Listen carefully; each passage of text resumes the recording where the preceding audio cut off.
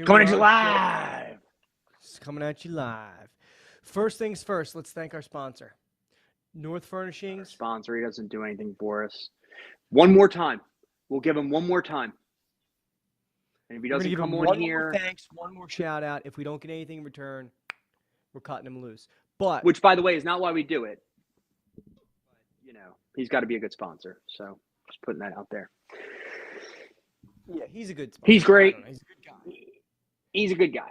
His store is fantastic. I like the store more than I like him right now. Okay? Big fan of the store. Do you know why I'm such a big fan of the store?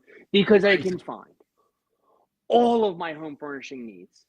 Every single one of them. My entire home is furnished by Pat. By North, right? By the North family. Anything you need, North Furnishings, by the North family. Anything you need from the kitchen to the bathroom to the bedroom to the living room, he's got you covered, top to bottom. So, North Furnishings for all things our house, restoration hardware, other designer name stuff, whatever else there is.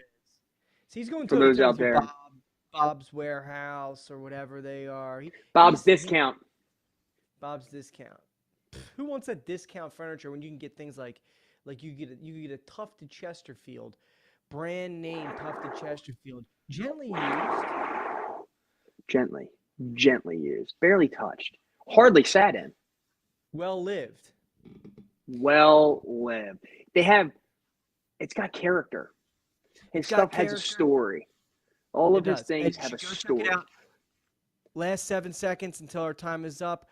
Go check it out. He's got a brand new website, North Furnishings. Google it. You'll see his website.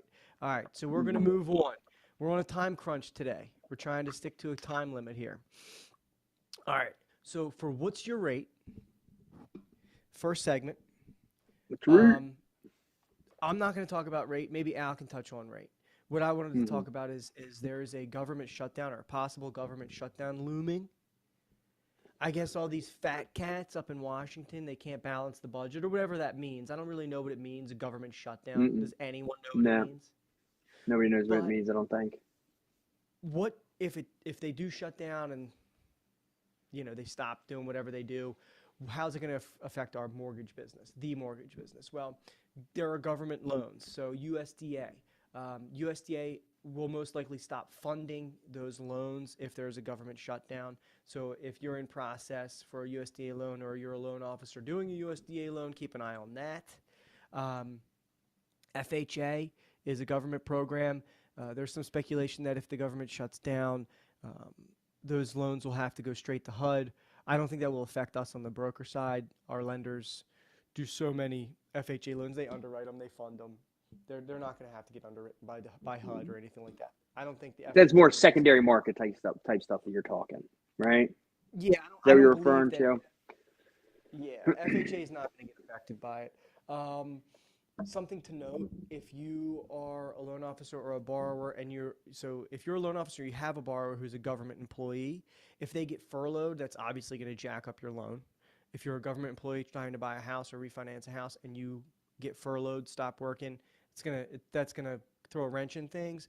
And then of course, you have a borrower that's a government employee, and they shut down. It'll be a nightmare to get a verification of employment at the very least. Yeah. So it's a unique situation, right? Because this isn't something that you learn in mortgage school, so to speak. Right. You know what I mean? Like how to deal with government shutdowns. It's kind of one of these things where lenders will send out the guidelines to us as far as what you'll need if you do have, a borrower that works for the government or a contractor or whatever the case may be. But regardless, it's just, in a process where, a loan process where there's so many different hands touching it, so many different pieces of this process that we as a loan officer are managing, right? Most of them, it's just unfortunate to have one more thing to worry about, right? Because at every step, something could go wrong. Right. Most of the times there's little hiccups along the way, but things that we can kind of, so the processor, somebody can just smooth over and everything keeps rolling and nobody's, the borrower's none the wiser. But, regardless, definitely not another thing that you want to have pile on and to deal with. So, Treasury bills high, T-bills high, climbing. It just keeps climbing. I dream of the days of yesteryear when the Treasury bill was under 1, maybe like 1.5, just it's somewhere, we'll say under 2. I would take 2.5, even if it was under 3, I would be fine. If it stayed under 3.5, I'd be pretty good, right? I wouldn't even be upset. If it stayed at 4, I'm not mad about 4. Just stay under 4. Now, it's like I don't want it to go above 4, but if it goes to 4.5, I'm not gonna lose any sleep. And now we're above 4.5.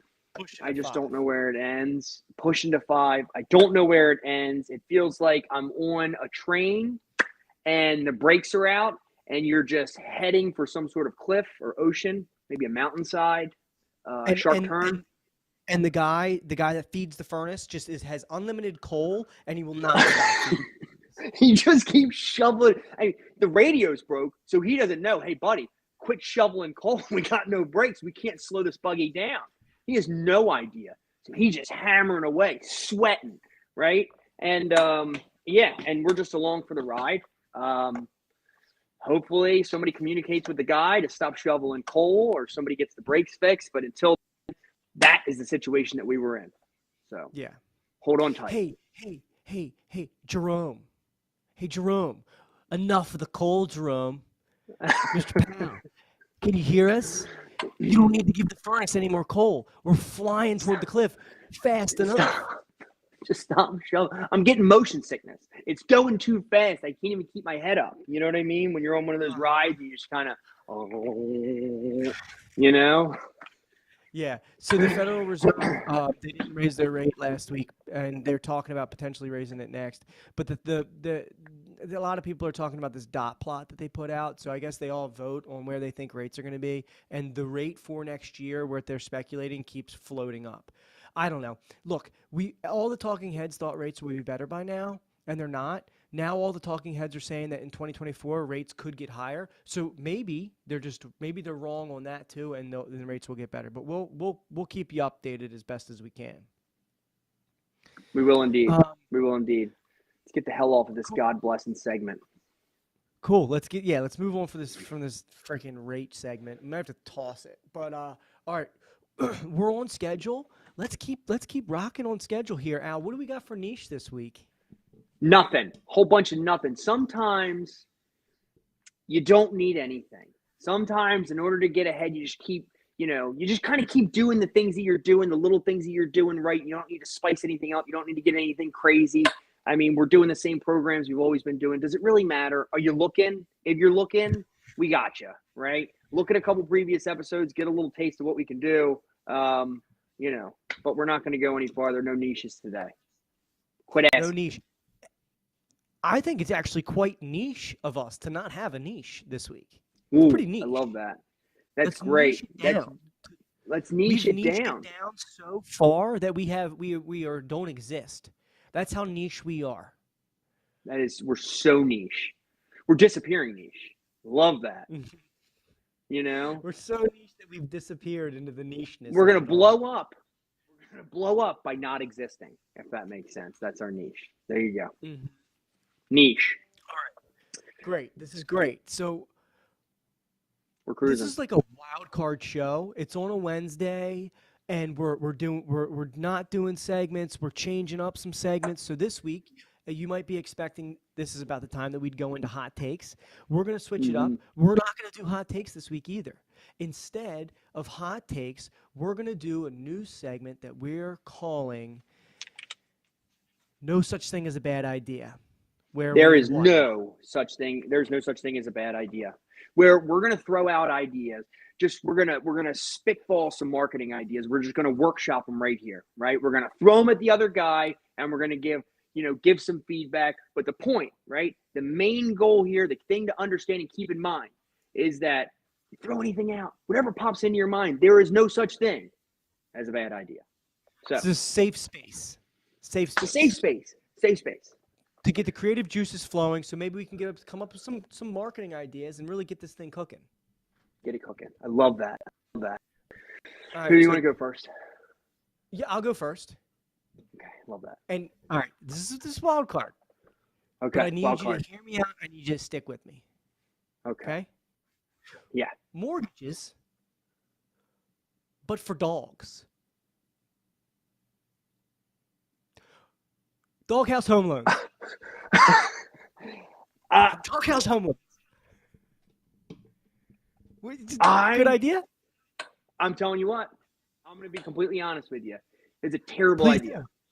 It's an awful, awful, You can't. awful marketing idea. It is so bad. That is not going to help us in any way, shape, or form. Nobody's mortgage on a doghouse. What do There's you no mean? way. But this is called Just a- no such thing as a bad idea, dude. There's no such well, thing. here's the thing. There could possibly be, but we got some room for improvement because that's not the only one, right? So let's just keep rolling. You can have one bad idea. That's fine to have one bad idea. Okay. All right. Well, now I'm a little hesitant to give my next idea because I come into this thinking that this is going to be fun and we can share ideas, and I'm not going to be told that it's a bad idea. And the first thing that you did was tell me it's a bad idea. So give me your no bad idea, and let's see how that goes. Am I a good friend if I don't give you honest feedback? Right? We got to keep each other grounded, but we also got to help each other up. We got to promote each other, right? So I think I got a doozy here. You ready for this? So Yeah. we go to open houses, and when borrowers leave, we rear end them with our car to strike up a conversation and give them our business card. And then you get yourself a borrower. And they're on the market. They're looking for a house. I think we should change the name of the segment because that is Doghouse home loans idea. You want to do a hit and run piece? You're pitching a hit and run to me right now? It's not a hit and run. We're gonna pay for damages, but it's just a good way to strike up an organic conversation. Well, while we're waiting for the cop to show, what do you do for a living? Well, I happen to be in mortgages. I saw you leaving an open house over there. You looking to buy? Bam. You looking to buy, Here's my sell, or card. invest? Al, You know? you can't go around hitting people's cars.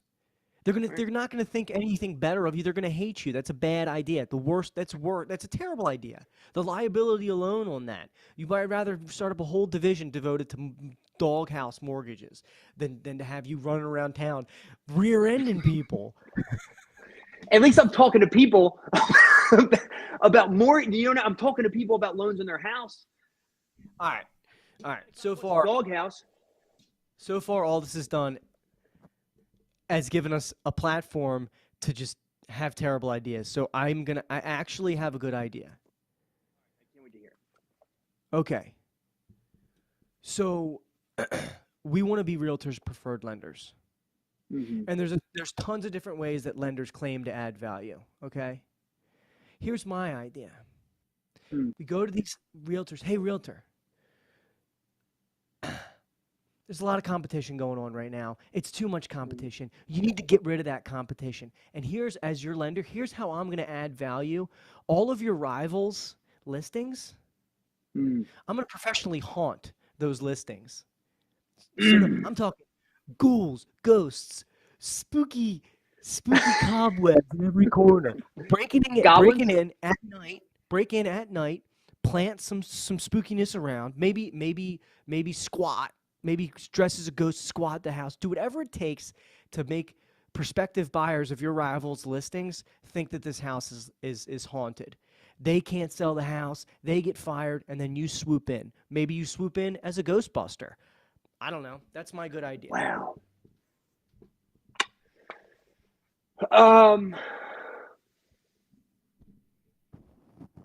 You're on a train that's got a lot of momentum, buddy. You know what I mean? And you got a lot of enthusiasm, and I love the fact that you're pushing these things so hard. But I don't think performing a B&E is going to help us get from A to B, if that makes any sense. I don't think breaking into people's houses and trying to scare them. Now, what if you jump out of a hallway and somebody rocks you in the face and just drops you, right? And then you got to give up your source, right? I'm working for Tom Stevens Realty.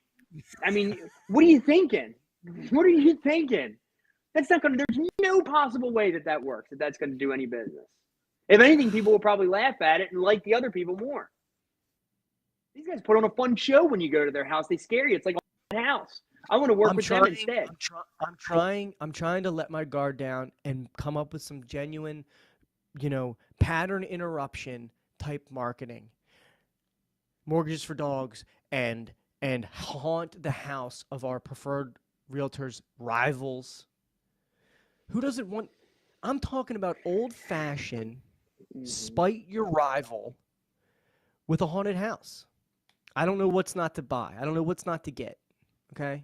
So I'm going to give you, okay, so why don't I'm going to help you out. Okay. So I'm going to give you an idea that just to kind of put you in the right mindset, right? I'm going to give you a guaranteed winner, and this is something that you can kind of game plan off of, right? So this is going to be a little bit of a long play, right? This is what maybe like an extended marketing, a long range marketing technique. So what we're going to do is we're going to move ourselves and our families to a small mining town in Colorado.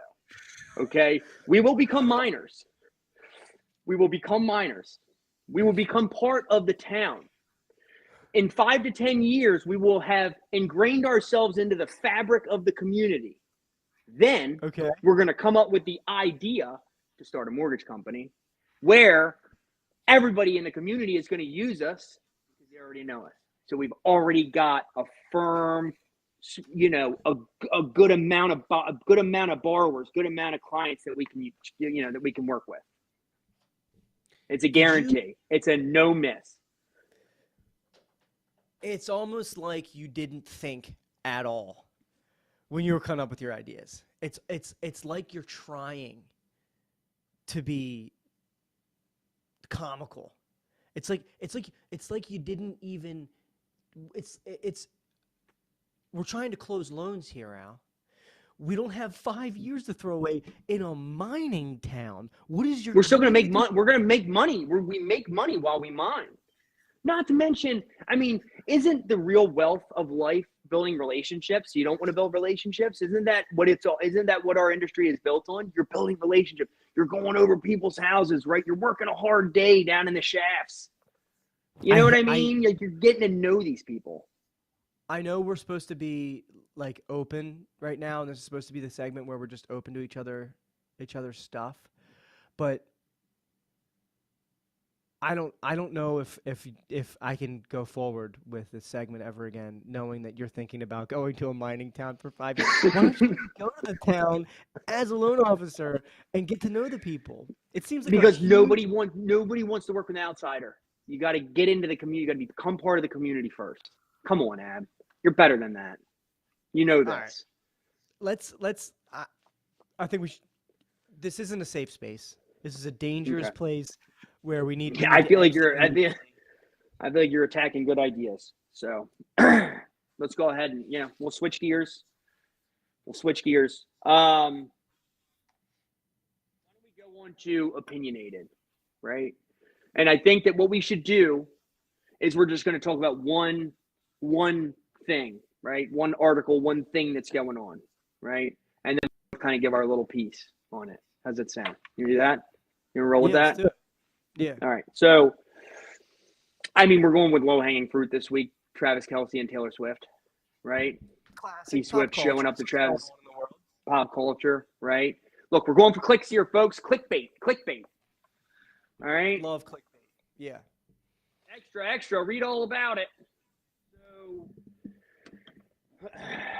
I mean, what do you with Michael Scott?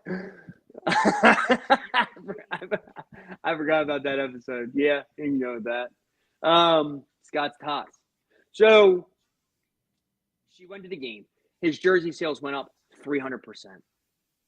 He got or I don't know if it was 300%, a couple 100%. It was the most watched game.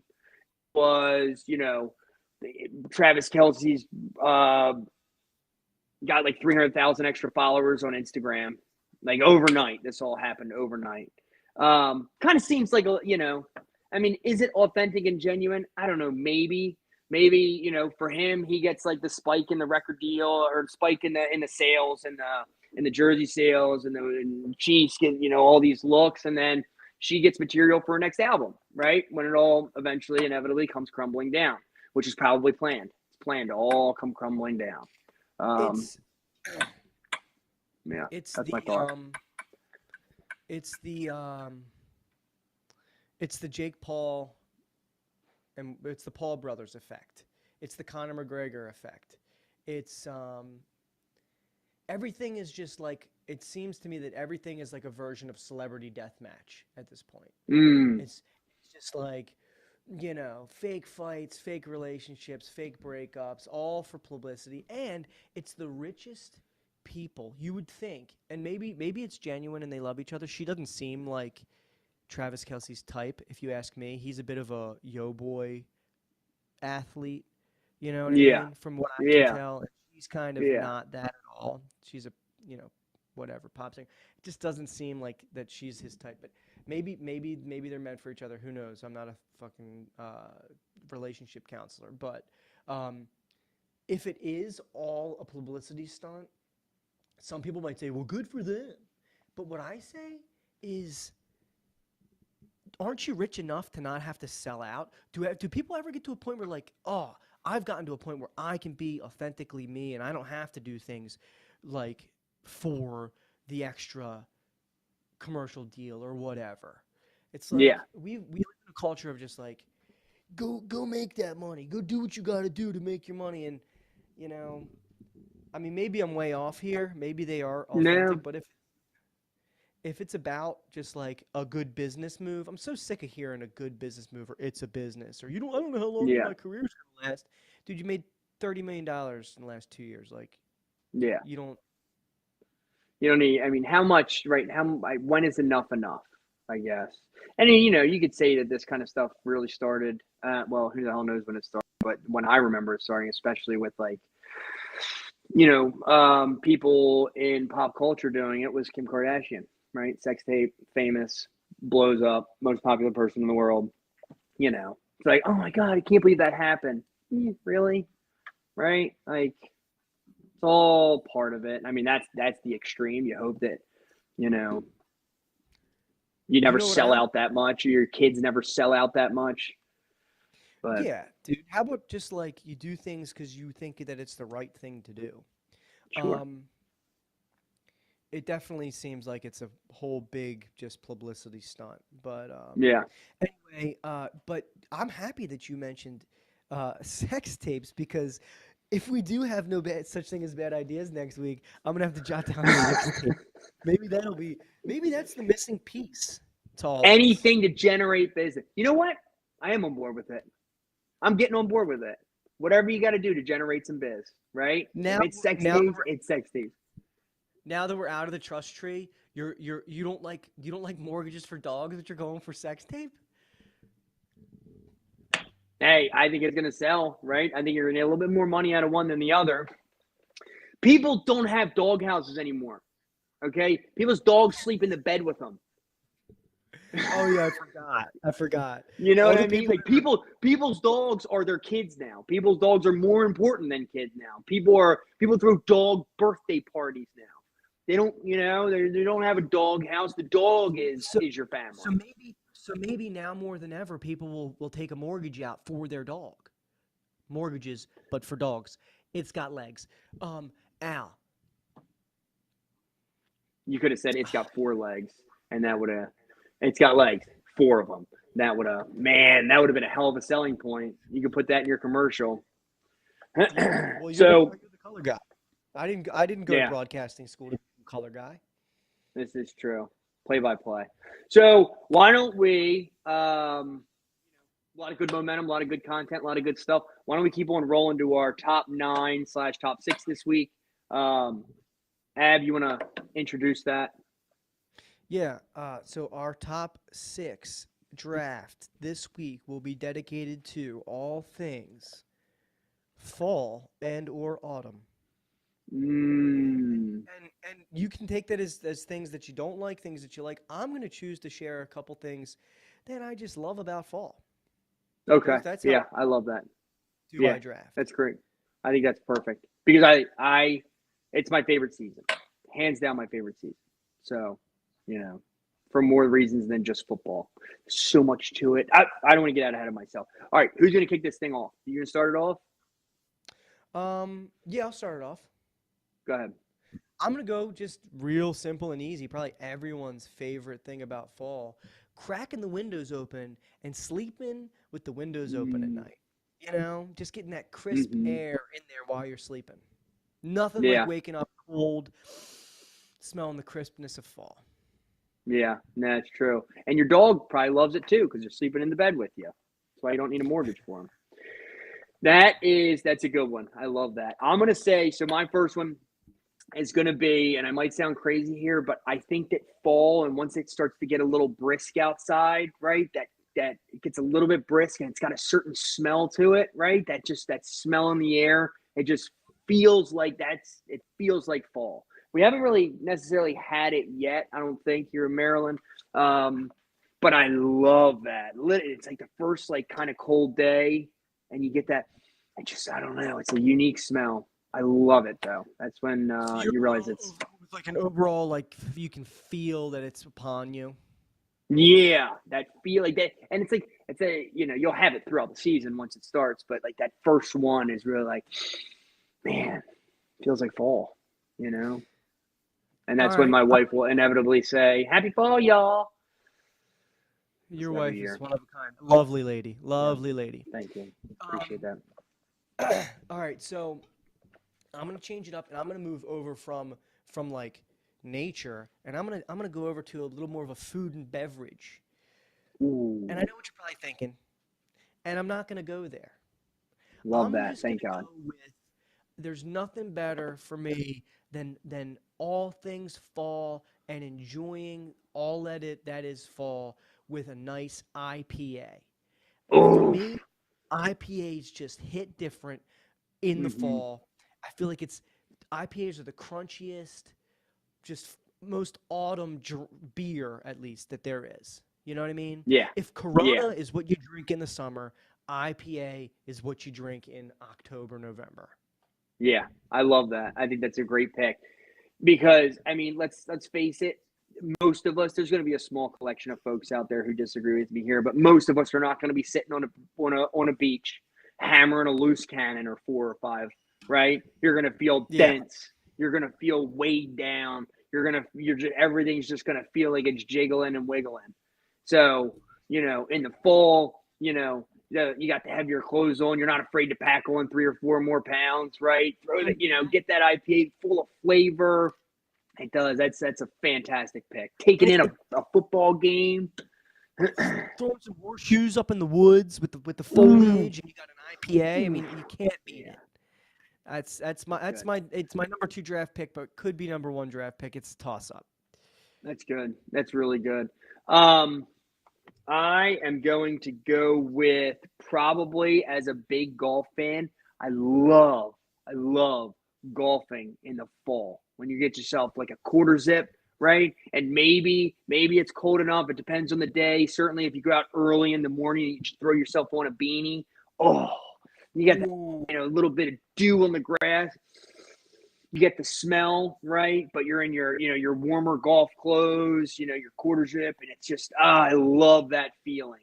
It's there's something about fall golf and the leaves falling makes it a little tougher to find your ball, but gallery rule, right? Because it's probably there, and the reason you can't find it is because of the You leaves. love Always kind of helps me out. Big gallery rule fan. I mean, that thing it wasn't that far out of bounds. It's findable. Take a free drop. if it weren't for Um, all these leaves, all these my ball's orange. I got an autumn ball at the gift That's shop. why you play. That's why you play the orange and yellow balls. It's just a smart move this time of the year. But yeah, that fall golf round. That fall golf round is big. I love that.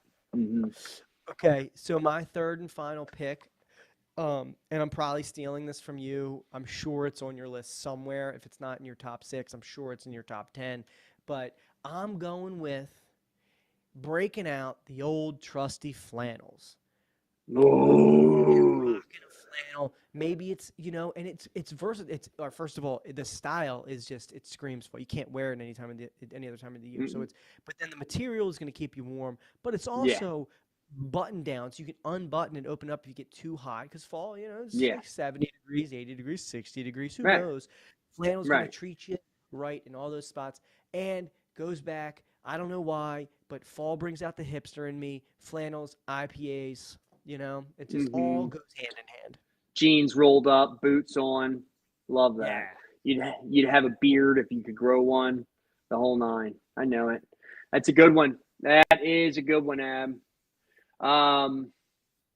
Just a versatile pick. Very versatile pick. It's for style. It's for comfort, right? It's a good one. So, my last pick, I'm kind of gonna split it. It's gonna be two of them because I don't know if I can use one. I mean, I think my very obvious one is football season. I love football season, especially college football. College football in the fall. It's the greatest thing ever. Sitting on the couch for an entire Saturday and watching a great slate of games. Hopefully the Crimson Tide goes on and wins. If not, kind of ruins my day. But, like last weekend with the Ohio State Notre Dame game, come on. You can't beat it. You cannot beat it. There's nothing more exciting, right? And then, of course, fall baseball, which we haven't had in a while as an Orioles fan.